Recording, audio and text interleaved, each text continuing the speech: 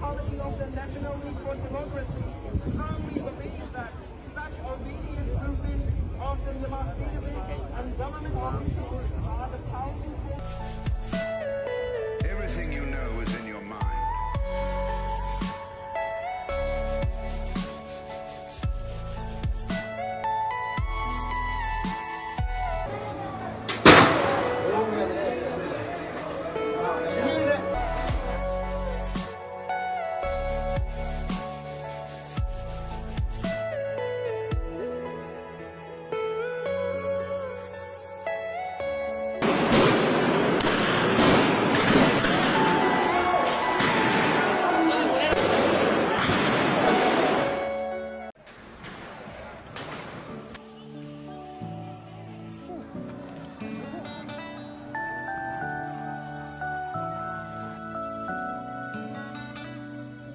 Til verdens ende, historien skrevet med vårt blod.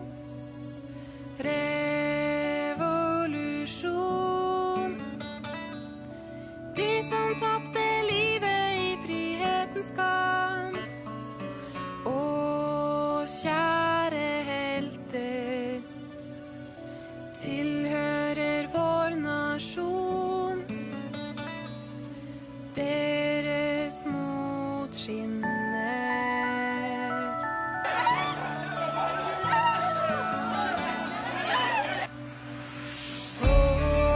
Fordom meg. De har sviktet deg, vår bestefar. Kin og sønn. En hel nasjon er såret og kjære far. Hvordan våger de? Ser du våre helter? De sovner i fred. Maybe tomorrow will be a better day. Maybe tomorrow wash the blood away. Maybe tomorrow ends another way. Maybe tomorrow so I sit and pray. But until then, all I really have to say, they've got their guns, but you got your lungs. Don't let them silence your voices, don't hold your tongues. As long as you stay together, they're the outnumbered ones. Let's unite fathers, mothers, daughters and sons. They might be marching, but we're marching too. In the hearts we're bleeding, and we hope that you will make it through. You might be losing your hope, not knowing what to do. Just hang on, to give up, we all believe in you. Cause tomorrow might be a better day. Tomorrow might just wash the blood away. Tomorrow might just end another way. Maybe tomorrow so we'll sit and pray for the injustice to stop, for the end of your pain.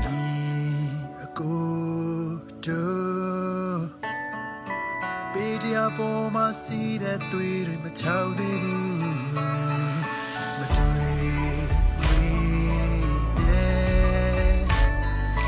Democracy type where do ma chasong lo ha tu yega do tu kai ma bi do la bimle yo shit do sani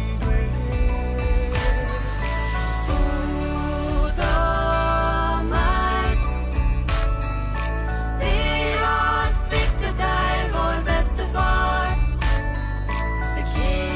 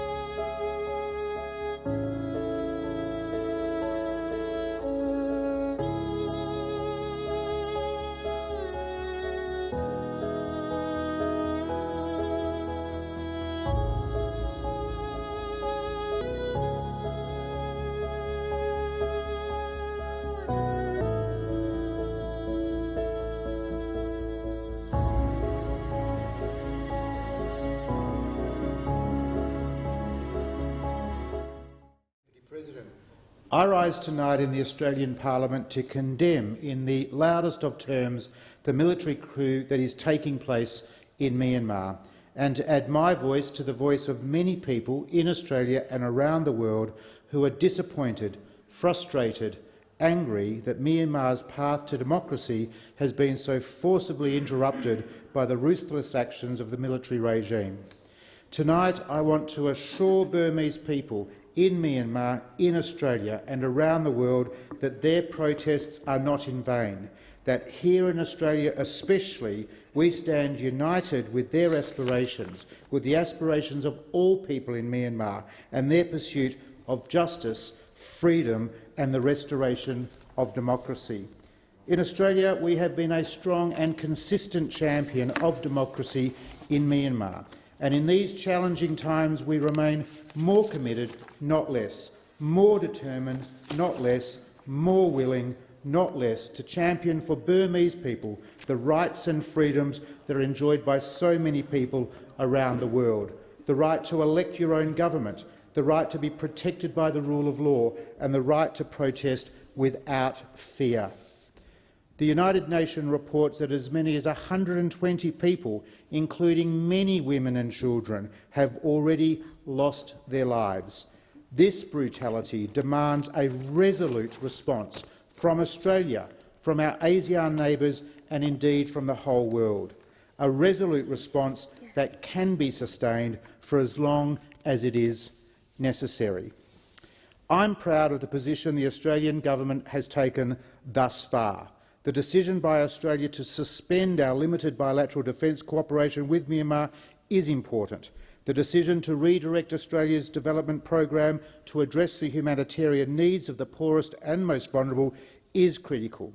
The decision to prioritise the most pressing humanitarian and emerging needs and continue to ensure our humanitarian engagement remains with and through non-government organisations and multilateral partners is very, very welcome.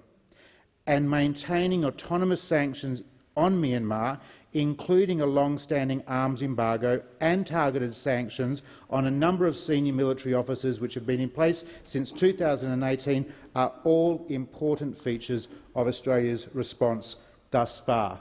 But let me be very clear. This must be Australia's first response, not its final response. In this Parliament, in this government, I will continue to make the case for more targeted responses that don't harm or imperil Burmese people, but instead are aimed and targeted at the military and their families and their supporters. Today, in this Australian Parliament, I was pleased to present petitions on the behalf of many Burmese people in Western Australia, petitions that called for the support and immediate unconditional release of State Councillor Aung San Suu Kyi and the elected representatives and political activists detained by the military. A petition that called for support for reconvening the democratically elected Burmese Parliament in accordance with its constitution and to abide the rules of law and principles of democracy. A petition that called to recognise, respect and acknowledge the result of the 2020 general election, and a petition that urged foreign governments and international organisations like the United Nations, the United States, China, the European Union, Japan and Singapore to refuse to recognise the military self-appointed government or to legitimise its representatives.